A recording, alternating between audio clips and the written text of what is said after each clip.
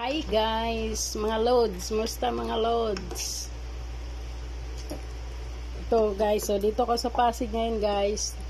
Nagluto ako ng yung lumi.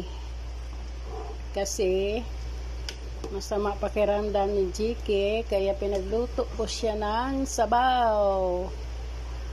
Hindi ko na pinakita guys kung anong umpisa nito guys.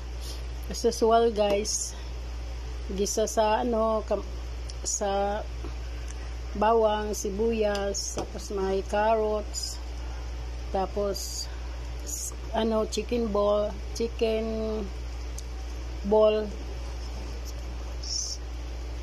tapos ay manok.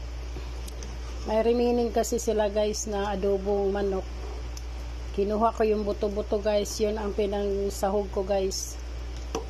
Ito guys, so kita nyo guys, ito masarap kasi ito yung buto-buto sa galing sa adobo manok, tapos isahog mo sa lumi, ganon.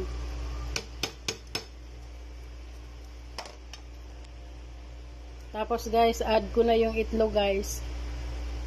Siyempre ang lumi may itlog talaga, yan ang nakapagpalapot sa itlog. Siyempre may konting cornstarch. Dagdag palapot na lang ang itlog guys.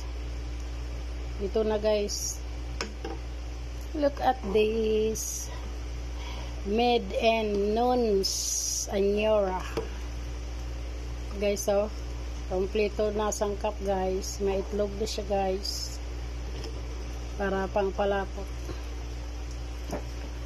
Hi. Habang nagluluto, siyempre nakapatong ang paa ni Nonita Anyora. Ito guys, pagkatapos ko dito guys, magluto naman ako ng adobong kangkong. Parang maiba naman. Tinikman ko na guys.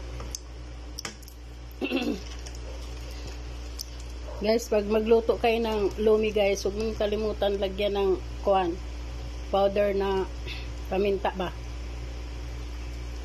Yan. Kasi isa rin ito nakapagpayami ang powder na paminta. Ito guys, luto na guys. Off ko na guys. Lagyan ko siya ng laurel guys, dahon, para masarap naman yung lasa. Okay, off ko na guys. Thank you. Please follow and comment down below. God bless us.